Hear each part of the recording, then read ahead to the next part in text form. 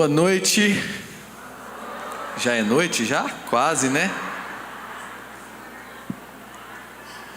É um prazer estarmos juntos, viu?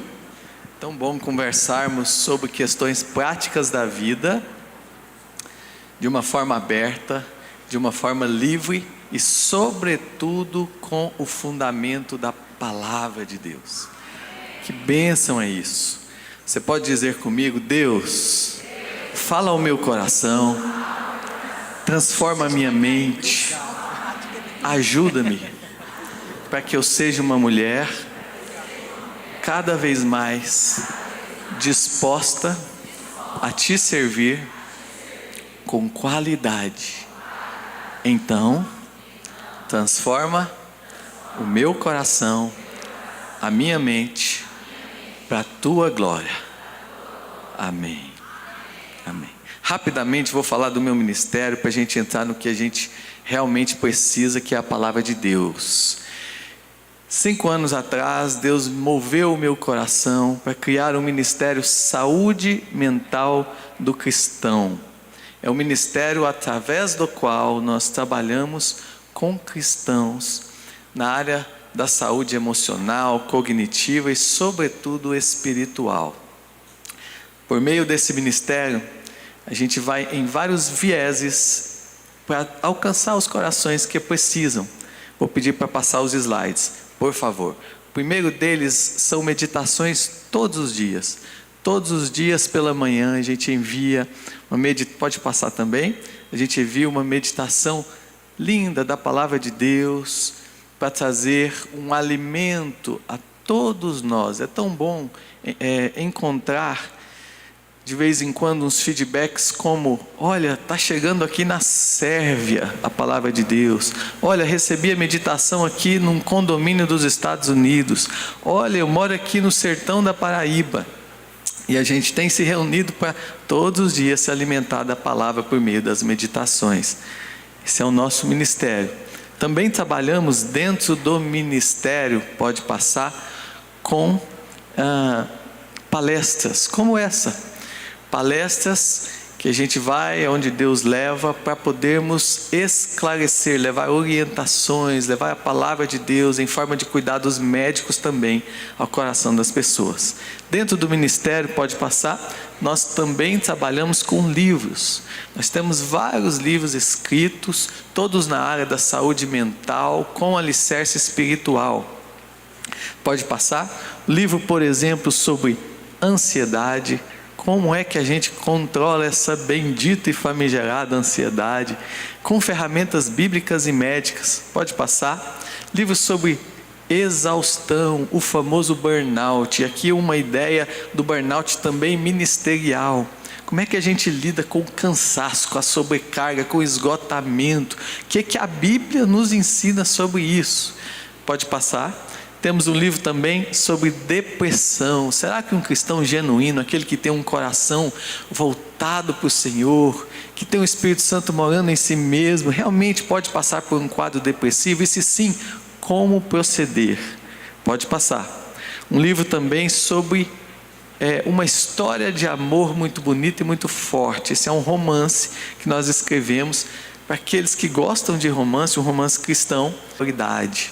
É um livro de perguntas e respostas, passando por aqueles períodos, mulher, que você enfrenta ou enfrentou mais difíceis.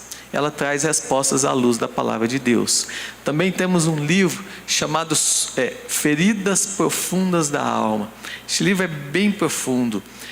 Como Jesus, que enfrentou as principais feridas que a gente passa também, a ferida do abandono, a ferida da rejeição, a ferida da traição, a ferida do abuso, de uma forma diferente, obviamente, a ferida do luto, a ferida da humilhação, como é que ele enfrentou cada uma delas e as ressignificou. Pode passar. Um livro também sobre inteligência emocional no casamento. Temos aplicado esses princípios aqui do livro de uma forma bem dinâmica e aberta em cursos de casais, em encontros de casais. Semana passada, minha esposa e eu estávamos em Águas de Lindóia, ministrando a casais de uma igreja de São Paulo, aplicando na prática princípios como uma boa comunicação. Como é que a Bíblia orienta-nos a ter diálogo dentro do casamento, a plantar, a consertar o diálogo, como resolução de conflitos, como autocontrole e coisas outras também. Temos também, por fim, um livro chamado Floresça. Esse é um livro para especialmente você, mulher, porque ele tem histórias de mulheres da Bíblia. Você entender os propósitos que Deus tem para você e você aplicar na sua jornada. Tudo que a gente arrecada com esses livros viram mais livros. O nosso ministério não tem nenhum fim lucrativo, é tão somente para servir ao Senhor. Temos os livros lá atrás, depois das palestras aí, durante um intervalo você pode, se quiser, conhecê-los. Também são vendidos pelo site, pelo Instagram, e aí o nosso site saudementaldocristão.com.br e o nosso Instagram, @saudemental. Também estão no Kindle, também estão no Amazon, para a glória do Senhor. Amém? Vamos conversar um pouquinho então? Eu quero começar perguntando algo para você. Faz de conta que agora você está no sofá da sua sala, sem ninguém do lado. Fique bem tranquila, bem leve, mas reflita sobre isso que eu vou te perguntar agora. Quem é você quando ninguém está olhando, hein? Quem é você por trás das maquiagens, por trás dos holofotes, por trás das redes sociais, por trás das fotos com as amigas? Você é uma mulher guerreira, que enfrentou tantas batalhas na vida para chegar até aqui? Você é uma mulher sofrida, que ainda carrega feridas emocionais lá de trás? Você é uma mulher dinâmica, que luta todos os dias para dar conta de tantas tarefas e sobreviver ao cansaço? Você é uma mulher oscilante, que tenta a cada momento de instabilidade se reinventar e se entender? Ou você é uma mulher durona, que engole o choro, ou chora no banheiro sozinha enquanto está tomando banho, porque sabe que tem que continuar a ser o alicerce da família? Ou você é um pouquinho de cada uma dessas mulheres? Quem é você afinal? E mais que isso, você tem cuidado realmente do seu coração? Convido você a abrir a palavra de Deus na carta de Paulo aos Filipenses. Esse é um texto bem conhecido, nós vamos aplicá-lo aqui de uma forma mais aprofundada. Filipenses capítulo 4, a partir do versículo 1, diz assim a palavra de Deus: portanto, e aí eu vou voltar essa palavra a você, tá bom? Portanto, minha irmã amada e muito saudosa, minha alegria e coroa, permaneça firmemente no Senhor. Paulo começa falando isso para você. Independente de tudo que você viveu, vive ou viverá, enfrentou, enfrenta ou enfrentará, se você acha que já viu de tudo, já enfrentou de tudo, muitas coisas virão ainda. No mundo nós passamos por aflições. Independente disso, permaneça firme no Senhor. Não titubeie. Versículo 2. Olha aqui, um versículo que ninguém dá tanta importância, mas ele tem uma aplicação muito interessante para nós. Vamos falar agorinha. Rogo a Evódia e a Sintique que pensem concordemente no Senhor. Versículo 3. A ti fiel companheiro de jugo, não sabemos quem é, Paulo pediu a ajuda de alguém ali, ele disse: eu peço que auxilie essas duas mulheres, pois juntas se esforçaram comigo no Evangelho. Versículo 4: alegrai-vos sempre no Senhor. Outra vez vos digo, alegrai-vos.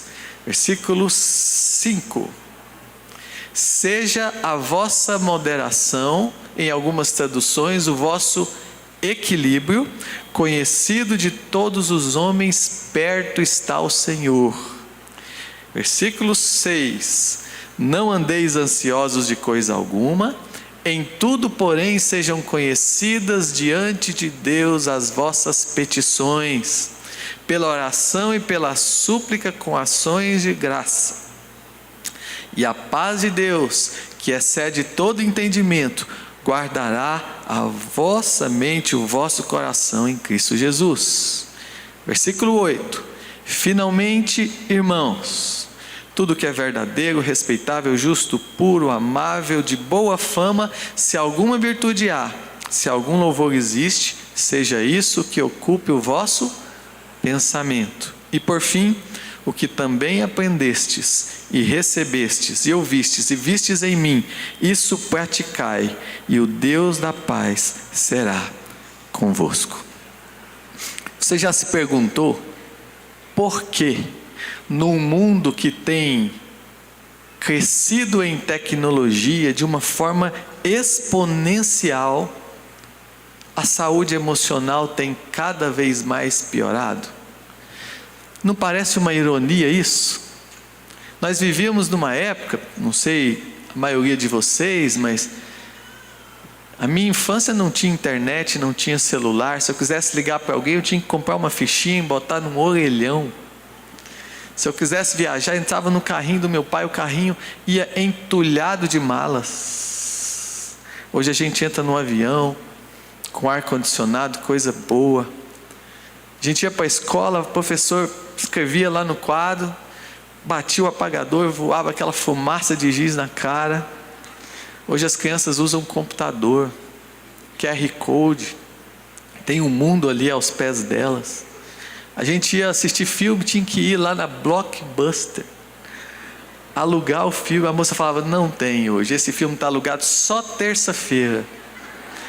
Tá bom, moça, terça-feira a gente então voltava lá, o filme estava lá. Opa, a gente ia assistir o filme, voltava, devolvia. Ela fala: tem que pagar mais tanto porque você não rebobinou. Hoje a gente pega um controle de casa, a gente faz tudo. A gente faz compras, a gente pede o Uber, a gente assiste o que quer. Mas olha só, embora com uma tecnologia tão gigante, uma IA que está nos assustando aí, a gente tem cada vez estado com a saúde emocional piorada, não é? Nunca se viu tanta ansiedade, nunca se viu tanta depressão. Ninguém falava em burnout 20 anos atrás. Hoje se fala de uma forma comum, está na boca de todo mundo. Por que que isso tem piorado tanto? Nós temos várias respostas. A violência piorou, a moralidade piorou. O mundo está cada vez mais frio, sem amor, não é? O fato é que o que importa para nós é como é que a gente resolve essas pendengas. Como é que a gente pode cuidar bem da nossa saúde emocional? A palavra de Deus traz respostas. E a gente vai meditar nisso agora. Versículo 2. Paulo diz assim: eu rogo a Evódia e rogo a Síntique que pensem concordemente no Senhor. Estava acontecendo algum problema ali na igreja de Filipenses. E esse problema eram duas mulheres tementes ao Senhor, que não pensavam a mesma coisa, elas tinham um conflito entre si. Sabe o que Paulo está nos dizendo aqui? Para resolver uma questão que atinge o emocional e até o espiritual, a primeira coisa que a gente tem que fazer é ir na raiz do problema. Se uma árvore está dando frutos podres, não adianta a gente ir lá e trocar os frutos da árvore. A gente precisa ver o que está acontecendo na raiz. Mulher, qual é a sua dor, hein? Qual é a sua ferida? É óbvio que as medicações têm o seu papel importante, neuroquímico, mas vocês concordam que um Rivotril não vai curar uma ferida emocional? Para que a gente seja curado, a gente começa tentando identificar a raiz do que está acontecendo. O que está acontecendo com você que ainda sangra o seu coração? O que você carrega lá de trás que ainda tem machucado você? Será que você ainda guarda uma ferida do abandono ou da rejeição? Você teve uma história doída ou sofrida com o seu pai? Seu pai a abandonou, seu pai foi embora, seu pai rejeitou você, ou seu pai até estava dentro de casa, mas era mais frio, insensível, ou então corria demais, não tinha tempo para a família, ou então era muito austero, era muito tirano, ou talvez a sua ferida tenha a ver com a sua mãe, uma mãe que não te ouvia, que não te dava colo, uma mãe que era dura demais com você, ou que não ligava para você. Uma paciente uma vez me disse assim: doutor, eu nunca recebi um abraço da minha mãe, eu não sei o que é o amor de mãe. A figura do pai é tão importante para nós, o pai da segurança, o pai da estabilidade, o pai da provisão, o pai da proteção. Quando nós não recebemos o amor do pai, o cuidado do pai, nós tendemos a caminhar para uma vida mais insegura emocionalmente. Muitas mulheres, por exemplo, em busca de recuperarem o amor de um pai que não teve lá atrás, vão atrás de homens para não só serem os seus esposos ou namorados, mas também para serem os seus pais. A figura da mãe é importante para o equilíbrio emocional. A mãe acolhe, a mãe ensina a mansidão, ensina o domínio próprio, ensina a paciência, ou pelo menos deveria. Quando isso não é feito, a gente tende a crescer mais emocionalmente instável, muitas vezes com deficiência na nossa alma de afeto. Por isso muitos de nós crescem com aquela necessidade de se afirmar o tempo todo, para ser reconhecido pelos outros ou para ser amado pelos outros, porque não recebeu isso em casa. Às vezes, mulher, você tem uma ferida do abuso, sabe? Segundo a OMS, mais de 1/3 das mulheres sofreram abuso, e nesse rol estão muitas mulheres cristãs. O abuso é um desrespeito tão grande, não é? Às vezes você tem uma ferida do luto que ainda carrega. Eu tenho uma paciente que perdeu a irmã, depois o pai, depois a mãe, depois a filha mais velha, depois o filho do meio e agora por último o esposo. Será que é simples eu só dizer para ela assim: larga para lá, segue a vida, vai dar tudo certo? Claro que não. Essa é uma dor tão forte, uma ferida que passa por processos, não é? As etapas ali da negação, depois da ira, depois da tristeza profunda. Será que a sua dor, ou aquilo que você carrega ainda com você, tem a ver com seus pecados lá atrás, com aquilo que você cometeu, com os seus erros, com as suas falhas? E você ainda fica martelando, ruminando isso, tantas vezes guardando isso para poder não contar para ninguém ou para que ninguém veja. Independente do que seja, minha irmã querida, identifique o que ainda sangra em você. Identifique o que ainda está gerando essa instabilidade emocional. Esse é o primeiro passo. Vá na raiz do problema. Paulo falou assim: é um problema de relacionamento ali. Você tem tido problemas de relacionamento? Você teve problemas lá atrás? Você ainda guarda mágoa com alguém, de alguém? Algum problema com seu filho, alguma questão com a sua filha, alguma questão com seu pai, com a sua mãe, alguma questão com um colega de trabalho, com alguém da igreja? Isso precisa ser resolvido. A Bíblia fala: antes de trazer sua oferta, resolva os seus problemas com quem você ainda tem. Então, o primeiro passo para que o nosso emocional seja curado é a gente identificar a raiz, para então a gente fazer o que for preciso. E aí vem o versículo 3, Paulo diz assim: a ti, fiel companheiro de jugo, eu peço que as auxilies. Paulo está pedindo para alguém auxiliar essas duas mulheres. Meu irmão, minha irmã, tem alguma coisa que você não conseguiu ressignificar até hoje? Alguma dor que ainda é grande em você e você não conseguiu superar? Peça ajuda. Sabe quando a gente está no trânsito e passa um carro assim, você freia de uma vez e fala: meu Deus, eu não vi esse carro, estava no meu ponto cego. Às vezes a gente precisa de ajuda porque a gente não consegue ver a situação como ela é, ou da forma mais verossímil. Peça ajuda, mas peça ajuda de realmente quem pode ajudá-la da forma correta e santa.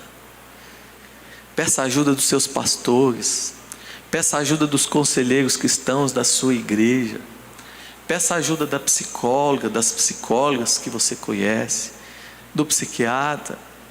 Peça ajuda de uma amiga se você não consegue repartir o seu problema com ninguém. Eu tenho tanta vergonha disso que me aconteceu, eu não consigo, sabe? Então comece com uma amiga. A Bíblia diz que o conselho do amigo é cordial, é como o óleo e o perfume que alegram o coração.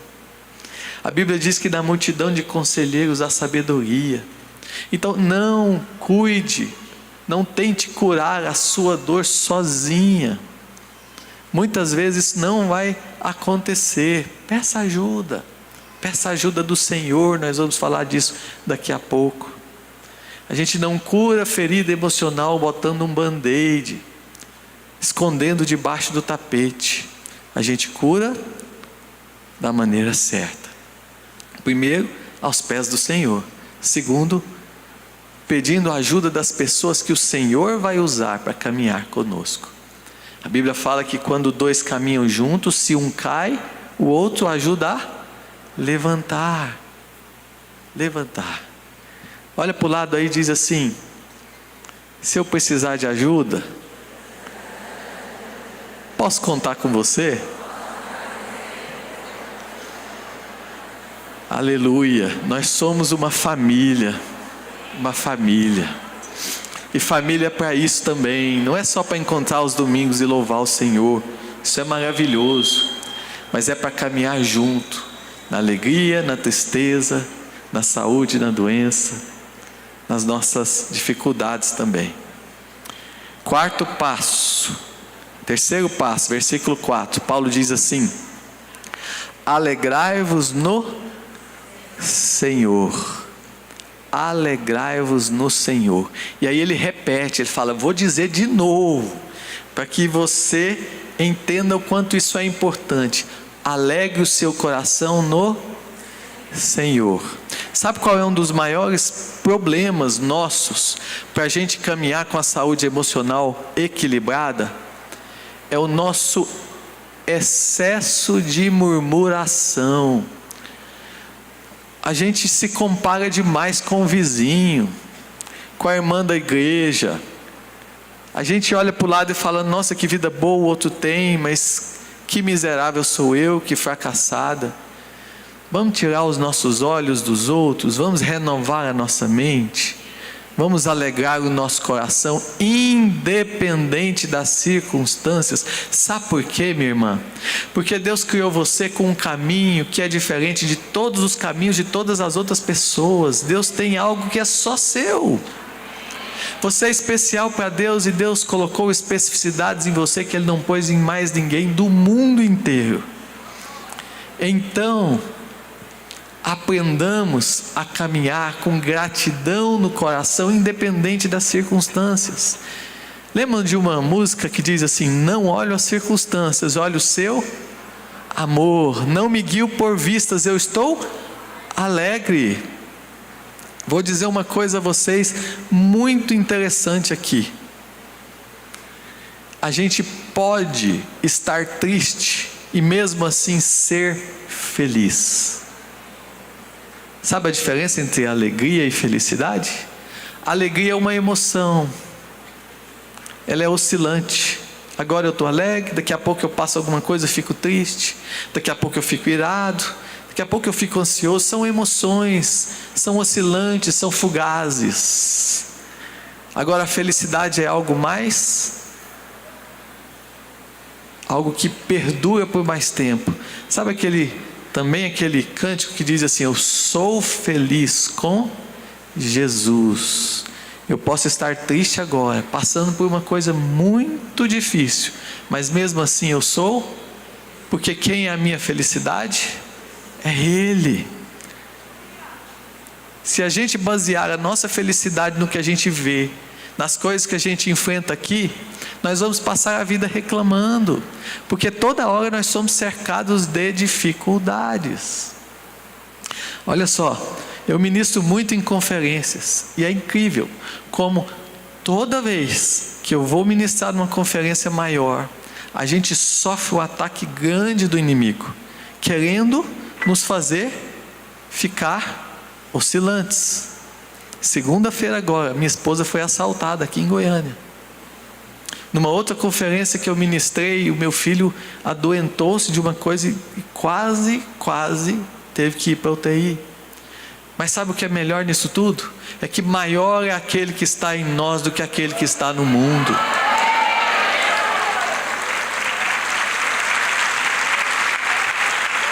A nossa felicidade não está baseada nas circunstâncias. Nós não vamos viver uma vida amedrontado, uma vida escondendo. A gente vai viver uma vida aos pés do Senhor, voltado a Ele, com o coração a Ele. Por isso, não importa o que a gente passa, o nosso coração tem que ser um coração alegre. Olha o povo de Israel. Deus falou assim: eu estou tirando vocês do Egito, e eu vou levar vocês para uma terra distante. A terra é de vocês. Vocês ficaram 400 anos vivendo aqui numa terra dos outros, sendo escravos dos outros. Eu estou levando vocês para uma terra de vocês. Vou dar lá a escritura para vocês. Terra que mana leite e mel. Só que é o seguinte: não inventaram um carro ainda, nem o submarino, nem o avião. Vocês vão ter que ir a pé pelo deserto. E aí o povo começou a reclamar. Começou a reclamar de água, reclamar de carne, reclamar disso e daquilo. Quiseram nos ficar lá no Egito, estava muito melhor. Olha só, meus irmãos, tinha uma promessa, tinha um propósito, mas para que isso seja concretizado, nós precisamos passar por um processo. Então entenda, fundamente o seu coração nas promessas do Senhor, e mesmo que você passe por problemas, por questões difíceis, mesmo que você passe por circunstâncias que machucam você, não perca a esperança, persevere no Senhor, porque existe uma promessa à sua frente, existe um propósito. Repita comigo: porque nós somos poesia dele, criados em Cristo Jesus, para as boas obras, as quais Deus de antemão preparou para que nós andássemos nelas. Você foi criada com um propósito. Sua vida não é à toa. Existe um propósito ainda em você. Você está viva. Deus te criou para cumprir esse propósito através da sua vida. Minha irmã, Durante muito tempo eu perguntei ao Senhor qual era o meu propósito. Durante muito tempo. Mesmo formado em medicina, eu logo não fiz residência, porque eu queria entender o que Deus tinha para mim. Eu não queria me arriscar em alguma coisa. E eu aguardei e disse: Senhor, me fala o que é que o Senhor tem para mim? Um dia eu estava saindo de casa, iria fazer um congresso em Brasília, minha esposa iria comigo. Na porta do elevador, ela falou: bem, eu não vou, não estou sentindo que é para eu ir, não sei, eu não vou. Falei: mas benzinha, nossa viagem, nossos amigos estão lá. Não, eu não vou. E eu fui para a viagem, e ela sempre vai comigo. Fui, fiz o congresso. Na volta da estrada de Brasília, estava chovendo muito, o carro aquaplanou, saiu da pista e capotou várias vezes, e ele caiu em cima de uma pedra. Do lado onde minha esposa estaria, afundou até o chão. Ela teria morrido na hora. Em volta de mim, o carro todo ficou uma latinha de sardinha, todo comprimido. E onde eu estava, só onde eu estava, Deus protegeu como se fosse uma bolha. Eu não tive um arranhão. Mérito meu? Nenhum. O que eu poderia fazer? Isso é graça e isso é propósito do Senhor. Eu desci do carro, fui até a beira da estrada, só mato para um lado, mato para o outro, não tinha celular, isso tem 20 anos. E agora, quem poderá me... Aí Deus mandou, não um chapolim, mas Deus mandou um médico dentro de um carro da Secretaria de Saúde da cidade próxima. Foi o primeiro carro que apareceu. Ele me socorreu, viu que não tinha nada, fui até a cidade, liguei para o meu pai e voltei. Voltei com o rapaz do guincho. O rapaz do guincho parou o guincho, desceu do guincho, encostou assim as mãos e ficou olhando lá para o carro, lá no meio do mato, com as rodinhas para cima. E ele começou a se emocionar. E aí ele disse assim: meu Deus, tem uma semana que eu vim aqui nessa mesma curva, chamada Curva da Morte, para resgatar uma van que capotou também e todos morreram. Mas o mais interessante veio depois. Ele perguntou: qual é a sua fé? E eu contei a ele a quem eu temi, a quem eu amo. E o que ele disse depois foi: amanhã eu volto para a igreja.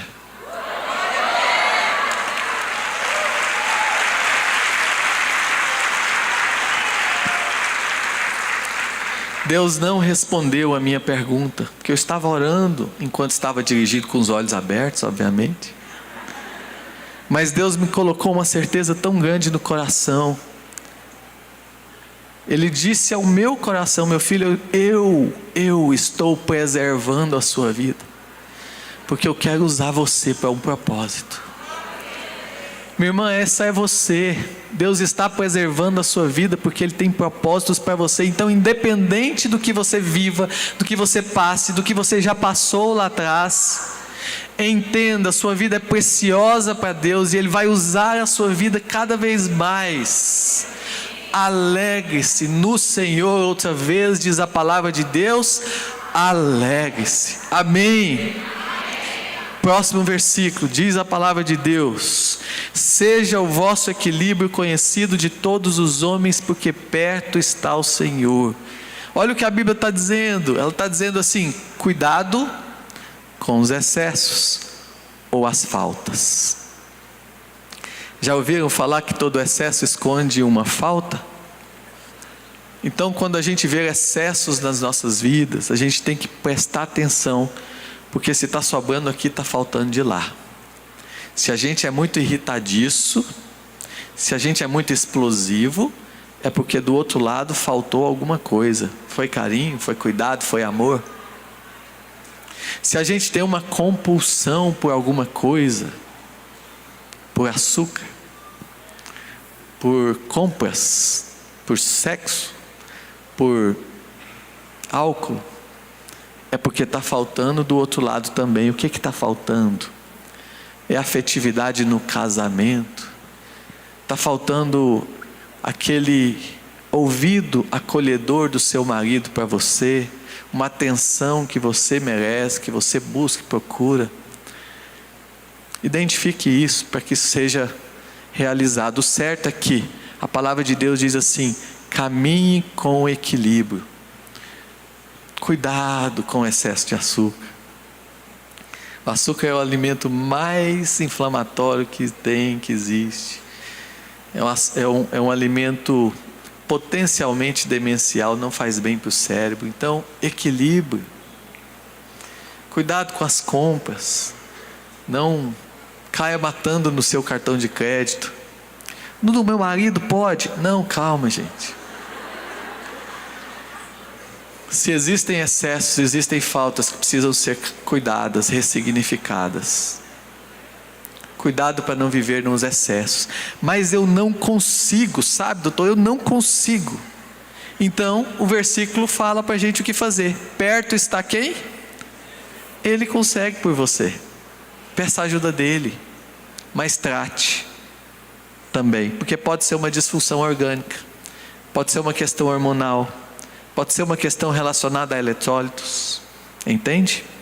A minha avó, muito alegrinha, sempre uma mulher ativa, começou a ficar para baixo. Todo mundo dizendo: olha, parece que ela está deprimindo, só corre lá.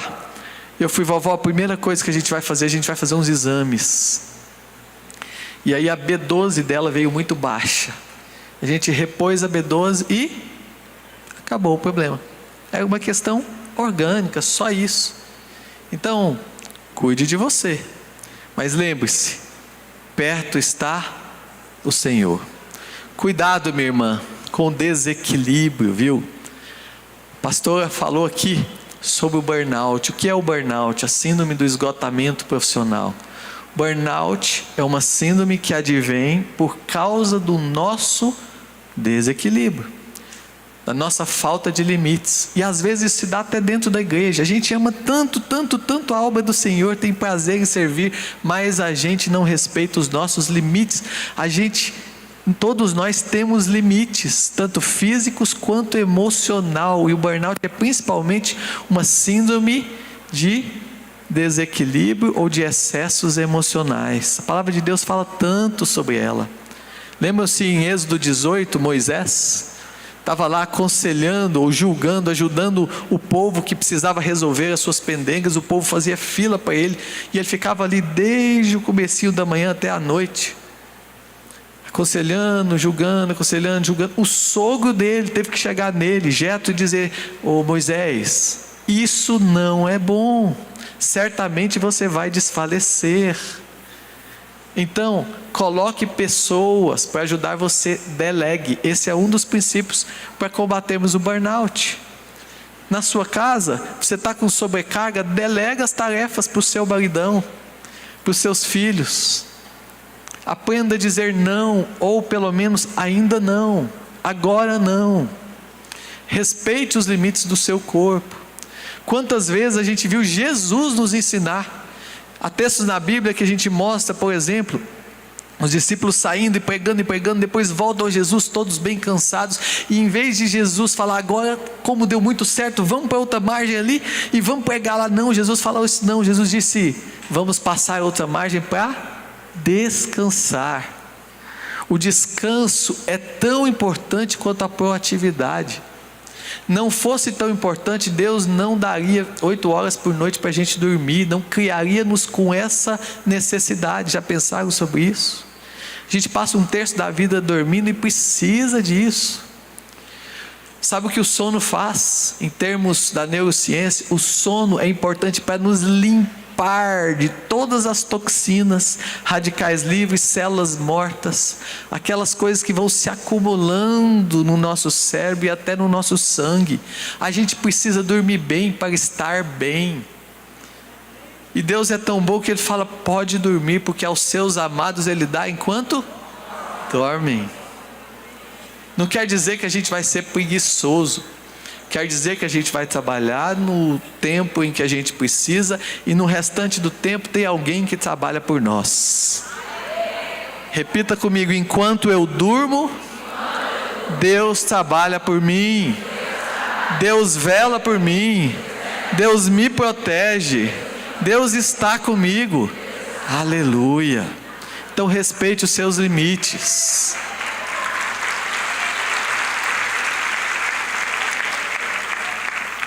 Mas quando a gente fala de desequilíbrio, a gente lembra também do que o inimigo faz, sabia? Olha só, sabe o que o nosso inimigo mais gosta? Ele gosta de nos tirar do equilíbrio. Então, muitas vezes, o inimigo infla o nosso ego para nos deixar num patamar de soberba tão grande que daqui a pouco nós vamos cair.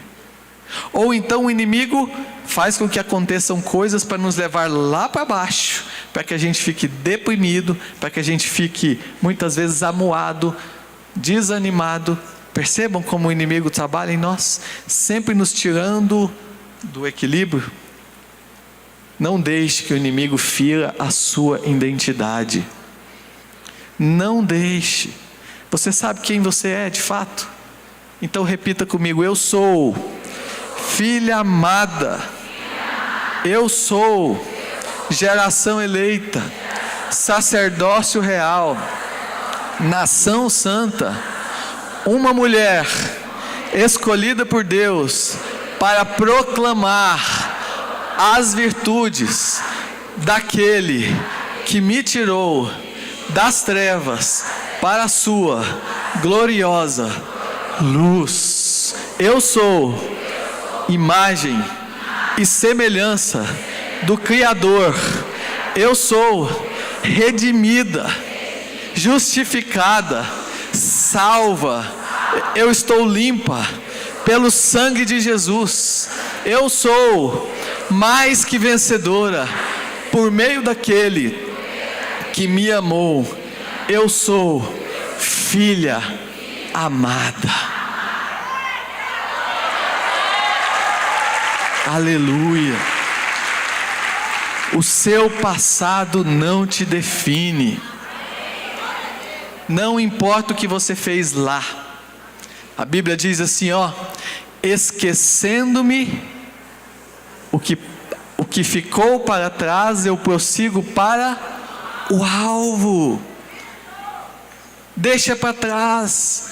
Raabe teve um passado nojento, promíscuo, mas quando veio a oportunidade, ela agarrou aquela oportunidade e foi transformada, tanto em mente quanto em espírito, para viver uma novidade de Deus, uma nova existência junto a um povo que era o povo do Senhor. E Raabe foi inclusive inserida na genealogia de Jesus. Passado que ficou para trás, vida nova para frente. Se a gente olha para Paulo, a gente vê um homem com um passado também muito difícil. Já pensaram nisso? Ele era um fariseu, tentava cumprir a lei, mas olha o que ele fez: perseguiu tantos cristãos. Eu fico imaginando Paulo depois sendo curado por Deus, redimido, transformado, e aí ele devia olhar lá para trás e pensar assim: meu Deus, naquela casinha ali tinha um casal de cristão que eu mandei executar. Naquela outra casinha tinha um senhorzinho que tocava um instrumento lá, cantava uns louvorzinhos bonitos e eu mandei prender. Vocês já pensaram que Paulo poderia passar a vida inteira vivendo à sombra do passado obscuro dele? A vida inteira falando o que eu fiz, mas ele é o homem que fala: esquecendo-me das coisas que para trás ficam, eu prossigo para o alvo. Eu prossigo para o alvo. Então, minha irmã, não importa o que você sofreu lá atrás, transforme pela palavra de Deus, por uma nova mente, por um entendimento renovado, o seu presente e futuro. Deixe Deus levar você para um novo propósito. Onde superabundava a dor, faça agora um manancial de amor. Se o seu coração tinha pavor, transforme em olor, perfume, para abençoar novas vidas. Caminhe com o Senhor, perto está Ele. Versículos 6 e 7. Não andeis ansiosos de coisa alguma. Acho que eu vou pular esse porque não tem ninguém ansioso aqui, né? Meu irmão, minha irmã, tem alguns homens aqui. Sabia que um pouquinho de ansiedade não é pecado? A ansiedade, como o medo, como a ira, como a tristeza e a alegria, ela é uma emoção. Um pouquinho de medo nos protege de atravessar a rua sem olhar para os dois lados. Está tudo certo. Não pode passar do eixo. Aí a Bíblia fala, opa, não temas. Um pouquinho de tristeza, a Bíblia fala que faz melhor o coração. Nos faz refletir mais. Está tudo certo. A gente só não pode permanecer na tristeza, porque o fruto do Espírito é amor, alegria. Um pouco de ira não é pecado, a Bíblia fala, irai-vos e não? Tudo bem, só não peque, cuidado com a sua ira. Não saia do equilíbrio com ela. Um pouco de ansiedade, aquela fisiológica, aquele friozinho na barriga, quando a gente vê o nosso amor chegar, quando a gente vai apresentar uma palestra, fazer uma prova, não tem problema. Jesus disse aos discípulos na mesa da ceia, eu tenho desejado ansiosamente comer convosco esta Páscoa, antes da minha partida.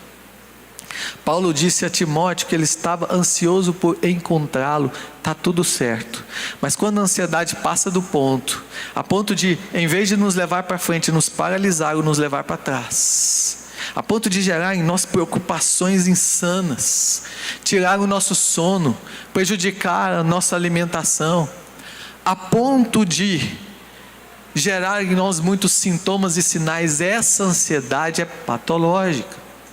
Precisa ser tratada, precisa ser controlada. Sobre essa ansiedade, a Bíblia diz que ela abate o coração do homem. E sobre essa ansiedade, Paulo e Jesus dizem, não andeis ansiosos, não ande com ansiedade algemada em você. Em vez disso, faça diferente. Leve a Deus a sua dúvida, o seu temor, a sua apreensão, em oração, por súplicas e com gratidão no coração. Leva a Deus em oração. Lembra que a gente falou agorinha? O que tem te machucado ainda? Qual é a sua dor? Qual é a sua ferida? O primeiro passo é levar a Deus em oração, mas em oração mesmo. Perseverante. Romanos 12:12 fala para que nós regozijemos na esperança e perseveremos em oração e sejamos pacientes na tribulação. Calma, o papai não está dormindo, mas ele tem o tempo certo para agir e da maneira certa. Leve em oração. Uma pessoa querida a nós contou que o filho dela foi criado no Evangelho, junto com os outros 3. Mas quando ele chegou à faculdade, ele se envolveu com amigos lá e começou a usar droga. E ele passou da maconha para a cocaína, para o crack. E ele começou a viver na rua. E os pastores iam lá, oravam por ele, ele voltava para casa, voltava para a rua. E a família ia e tentava resgatá-lo, e ele voltava para a rua. Até chegar a um ponto que ele já estava raquítico. E essa mãe disse, quer saber? Nada do que eu me esforço para fazer tem resultado, tem tido até agora. Então, eu vou fazer diferente. Ela foi no supermercado e comprou um tapetinho. Um tapetinho simples. Levou para casa e disse para os meninos, para a família assim, olha, agora, quando vocês quiserem me encontrar, eu vou estar sempre naquele lugar ali, no tapetinho. Certo dia, alguém bateu na porta dela. Falou, mãe, eu não quero mais ficar lá. Eu não pertenço àquele lugar. Eu estou de volta. Eu não sei o que aconteceu, mãe. Eu não sei. Ela sabe. O poder não estava no tapetinho. O poder estava no Senhor. Aquele para o qual ela devotou as orações dela. Você está com dificuldade em alguma coisa, leva a Deus em oração, perseverante, que Deus há de responder: invocar-me-ei e me achareis quando me buscares de todo o... Só tenha paciência, porque Deus não vai agir conforme a nossa ansiedade, o nosso imediatismo. Ele age segundo o propósito maravilhoso, perfeito dele. É assim. Versículo 8 diz assim: finalmente, irmãos, tudo que é verdadeiro, justo, puro, amável, seja isso que ocupe o vosso pensamento. Um dos problemas maiores que a gente tem é controlar os pensamentos, não é? Às vezes os pensamentos nos escravizam. Mas deixa eu dizer uma coisa a vocês: a gente pode ter pensamento de todo jeito, porque eles chegam de todo jeito na nossa mente, mas nós decidimos os pensamentos que a gente quer guardar. Por isso a Bíblia fala: escolha os pensamentos, seja isso que ocupe os seus pensamentos. Então, meu irmão, minha irmã, filtre aquilo que chega até a sua mente, não fique ruminando coisa ruim. A nossa mente trabalha com padrões. Se a gente ficar murmurando, reclamando, sabe o que vai acontecer? A mente vai entender que aquele é um padrão e ela sempre vai trazer pensamentos pessimistas, fracassados para a nossa mente. Mude a perspectiva. Eu posso olhar para esse copo aqui e dizer: tadinho de mim, a água está acabando, o que vai ser de mim depois que a água acabar? Ou posso olhar para esse copo e dizer: glória a Deus que eu ainda tenho água, e o meu Deus, segundo a sua riqueza em glória, há de suprir em Cristo Jesus cada uma das minhas necessidades, inclusive a água que vai faltar, porque o Senhor é o meu pastor e nada me... Ele vai suprir as nossas necessidades. Então mantenha o seu pensamento no eixo. Você teve problemas lá atrás com os seus pais, com a sua mãe, olha só, mude os seus pensamentos para com eles. Primeiro, não fique se culpando do que aconteceu, ou do que aconteceu no seu casamento, ou se você passou por abusos. Não fique se culpando. Não foi culpa sua. Segundo, não fique culpando o outro. Não passe a vida acusando. Põe as pedras no chão. Perdoe profundamente quem te feriu. Não. É muito simples falar isso, mas na prática você não sabe o quanto eu sofro, o quanto eu já sofri. Será que a gente sofreu mais do que Jesus sofreu pelos nossos pecados? E Ele nos perdoou. Sabia que todos os dias, não importa o que você faça, todos os dias Deus renova a misericórdia dEle por você, assim como o sol aparece ali no horizonte? Todos os dias Deus passa a borracha e fala: vamos de novo, vamos começar, vamos reiniciar.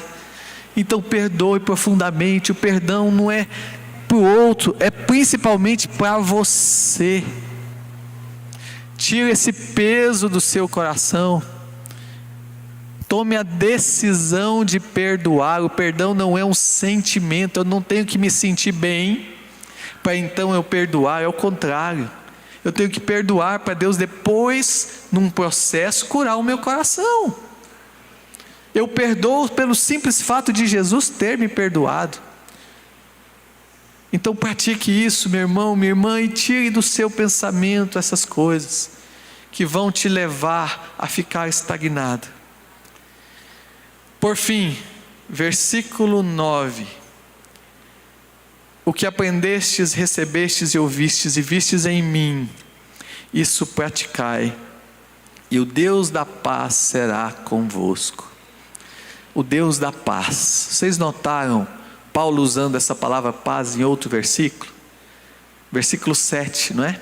Ele falou que quando a gente joga ansiedade no Senhor, entrega a Ele, o que Ele faz? O Deus da paz guardará a nossa mente e o nosso coração em Cristo Jesus. A paz de Deus, que excede todo entendimento.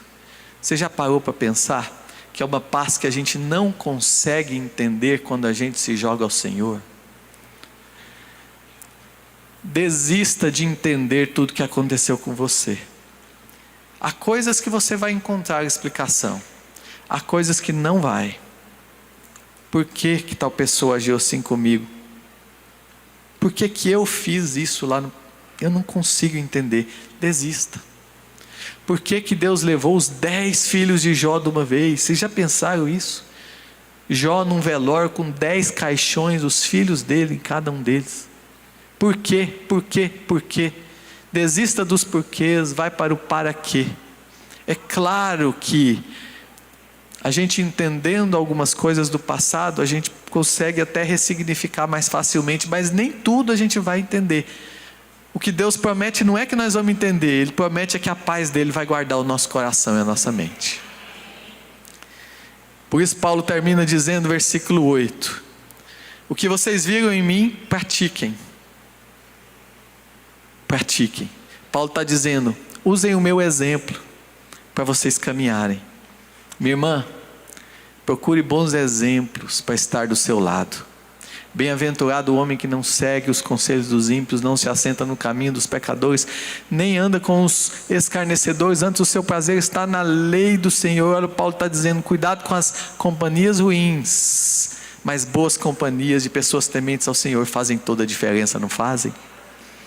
Especialmente a companhia do maravilhoso conselheiro, o Espírito Santo caminhando conosco. Os seus momentos de maior dor, minha irmã, lembre do colo dele. Seus momentos de maior dor, aflição, coloque-se na presença do Senhor sem pressa e diga, Senhor, consola, Senhor, revigora, Senhor, corrija o meu coração.